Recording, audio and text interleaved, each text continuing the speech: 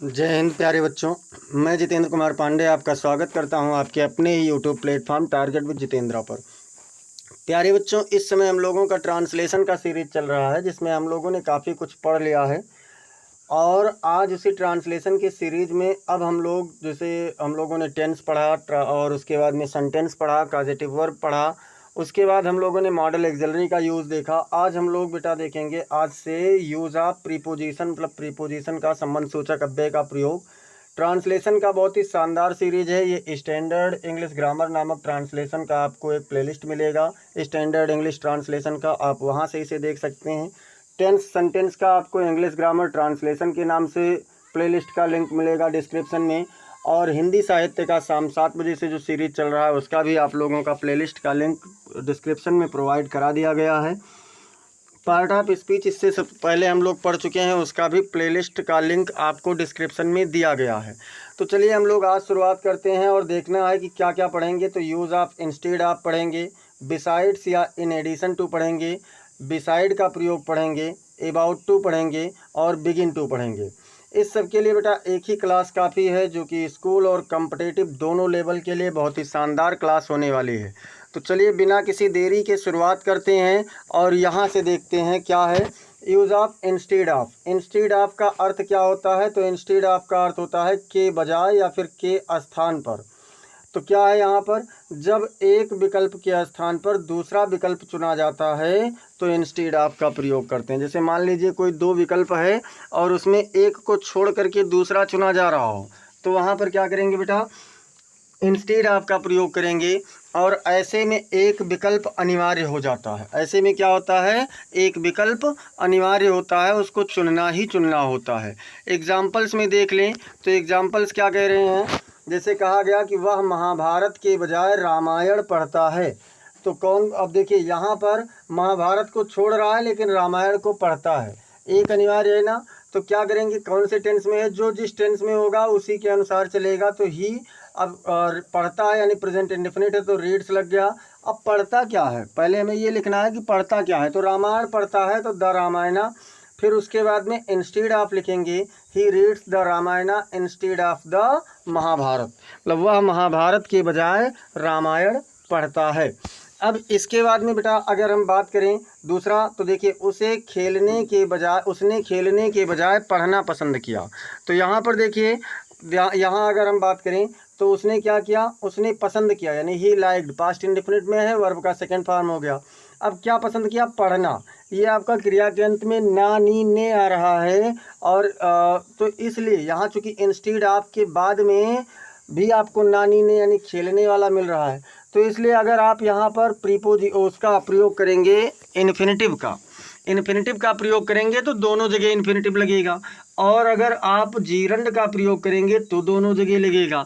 चूंकि instead of preposition है इसलिए इसके बाद में इन्फिनेटिव नहीं होगा, तो यहाँ पर जीरंड ही लगेगा। तो हमने क्रिया की आईएनजी फॉर्म ले लिया, यानी रीडिंग इंस्टेड ऑफ प्लेइंग, यानी he liked reading instead of playing, उसने खेलने के बजाय पढ़ना पसंद किया।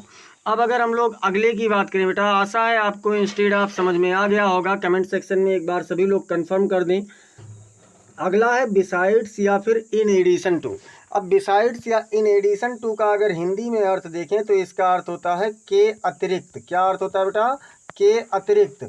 इसका प्रयोग कब किया जाता है, तो जब एक विकल्प के साथ साथ दूसरा विकल्प भी चुना जाता है। जैसे उस वहाँ पर क्या था, इंस्टेड ऑफ में एक विकल्प चुना जाता था, दूसरा छोड़ा जाता था। और इसमें क्या है, इसमें एक विकल्प के साथ साथ दूसरा भी चुना जाता है। तो बिसाइड्स या फिर इन एडिशन टू का प्रयोग करते हैं। तब किसका प्रयोग करेंगे, या तो बिसाइड्स का प्रयोग करेंगे या फिर इन एडिशन टू का प्रयोग करेंगे। अब एग्जाम्पल इसका देखते हैं। तो इसका एग्जाम्पल क्या कह रहा है, जैसे यहाँ पर देखेंगे कि वह पढ़ने के अतिरिक्त खेलते भी हैं। कौन, तो वह यानी ही क्या करता है, खेलता है, यानी प्लेज। करता क्या है, पहले जो करता है उसी को लिखा जाएगा, तो खेलते भी हैं यानी प्लेज। फिर उसके बाद बिसाइड्स रीडिंग। यहाँ देखिए पढ़ने जीरंड है इसलिए नानी ने आ रहा है, इसलिए यहाँ पर जीरंड का प्रयोग किया गया, क्योंकि बिसाइड्स आपका प्रीपोजिशन है। तो ही प्लेज बिसाइड्स रीडिंग, वह पढ़ने के बजाय खेलता भी है। यहाँ खेलता होना चाहिए लेकिन खेलते हो गया है, इसको आप लोग सही समझ लेना। फिर है उसने मेरे अतिरिक्त तुम्हें भी बुलाया है। तो किसने बुलाया बेटा? उसने, यानी ही हैज़ कॉल्ड। अब किसे बुलाया? तो तुम्हें भी बुलाया है ना, you, he has called you in addition to, चाहे इन एडिशन टू लगाओ या बिसाइड्स लगाओ, दोनों आपका सही होगा। इन एडिशन टू मी, यानी he has called you in addition to me, यहाँ पर ये ऑब्जेक्ट के रूप में रहेगा। आशा है आपको इन एडिशन टू या फिर बिसाइड्स का प्रयोग समझ में आ गया होगा। और ये दोनों एक ही चीज़ है, बस केवल दोनों का अर्थ भी एक ही होता है, चाहे इन एडिशन टू लिखो या फिर बिसाइड्स का प्रयोग करो। अब देखते हैं थोड़ा सा, केवल थोड़ा सा अंतर है बिसाइड और बिसाइड्स में। इसमें यस नहीं है और उसमें यस है, तो इसका अर्थ क्या होता है? इसका अर्थ होता है के बगल या फिर के पास। इसका अर्थ क्या होता है बेटा? के बगल या फिर के पास। तो ये क्या करता है? किसी भी संज्ञा या सर्वनाम की स्थिति का ज्ञान कराने के लिए बिसाइड का प्रयोग करते हैं। अगर कोई भी संज्ञा है या सर्वनाम है और उसकी स्थिति का ज्ञान कराना है तो उसके लिए किसका प्रयोग करेंगे? तो बिसाइड का प्रयोग करेंगे। एग्जाम्पल में देख लेते हैं, एग्जाम्पल क्या कह रहा है। जैसे यहाँ पर देखिए कहा गया कि वह अग्नि के पास बैठी हुई है। अब ये उसकी करंट लोकेशन बता रहा है, करंट स्थिति बता रहा है कि कहाँ बैठी है, तो अग्नि के पास, अग्नि के बगल। तो सी बैठी हुई है, काम उसका अभी बैठने का जारी है, इसलिए कॉन्टिन्यूअस में बनेगा इज सिटिंग। कहाँ पर? तो आग के पास, बिसाइड फायर। ध्यान रहे यहाँ पर बिसाइड्स का प्रयोग नहीं होगा। फिर है मोहन मेरे घर के बगल में रहता है। अब मोहन कहाँ रहता है? उसकी एग्जैक्ट स्थिति, एकदम से सटीक स्थिति क्या है? मेरे घर के बगल में। तो मोहन क्या करता है? रहता है, लिव्स कहाँ पर? Beside my home. Mohan lives beside my home, Mohan मेरे घर के बगल में रहता है। ये आप लोगों का हो जाएगा दूसरे वाले का। फिर अब हम लोग देखेंगे बेटा अबाउट टू।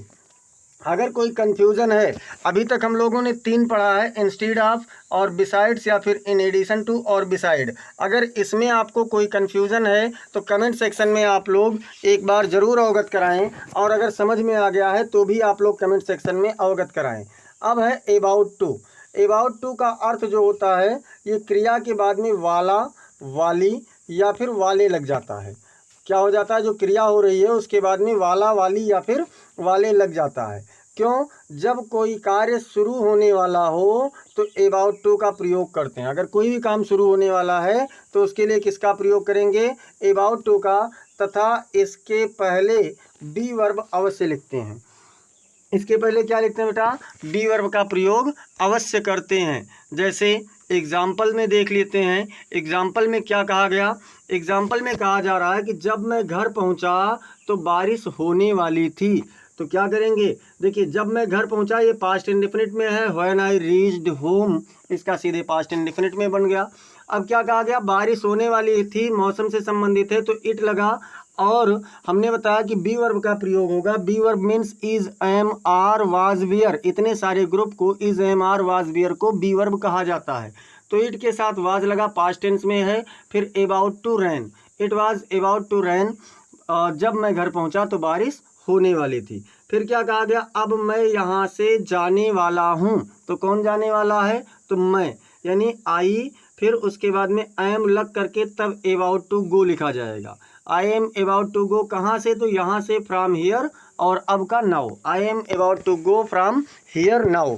आशा है आपको ये वाला भी समझ में आया होगा। तो चलिए अब हम लोग चलते हैं अगले पर। अगला क्या कह रहा है? बिगिन टू है। अगला क्या बेटा? Begin to. तो बिगिन टू का प्रयोग कब किया जाता है, इसके बारे में देखते हैं। बिगिन टू का प्रयोग कब होता है बेटा? तो बिगिन टू कह रहा है कि भूतकाल में कार्य का आरंभ करने के लिए बिगिन टू का प्रयोग करते हैं। देखिए, भूतकाल है और ये हमने बिगिन टू लिखा है, यहाँ पर बिगिन टू लिखा है, तो कन्फर्म मत होना, कंफ्यूज मत होना।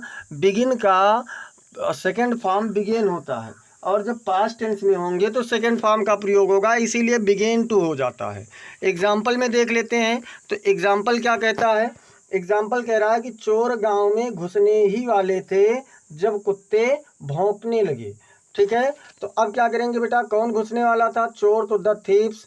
अब देखिए यहाँ पर दो यूज़ है। एक तो वाला, वाली, वाले के लिए कार्य शुरू होने वाला था, तो we are about to enter in the village, यानी the thieves were about to enter in the village. चोर गांव में घुसने ही वाले थे।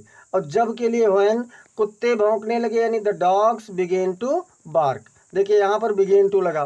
फिर है जब मैं बाजार पहुँचा तो बारिश होने लगी, मतलब कार्य शुरू हो गया ना, तो क्या करेंगे, व्हेन आई रीच्ड मार्केट, जब मैं बाजार पहुँचा, इट बिगेन टू रेन, बारिश होने लगी। ये आप लोगों का बिगेन टू का रहा। आज का बस इतना ही यूज़ रहेगा जिससे आपको बहुत ही बेहतर ढंग से समझ में आ जाए। अब हम लोग यहाँ पर एक सजेशन देख लेते हैं कि आप लोग अगर अब तक चैनल को सब्सक्राइब नहीं किए हैं तो सब्सक्राइब कर लीजिए, बेल आइकन दबा दीजिए, जिससे आपको समस्त महत्वपूर्ण अपडेट्स मिलती रहें। क्लास को लाइक कर दीजिए और इसे आप लोग अपने मित्रों के पास शेयर कीजिए। और कमेंट सेक्शन में अगर किसी भी प्रकार का कोई सजेशन है तो अवश्य अवगत कराएं।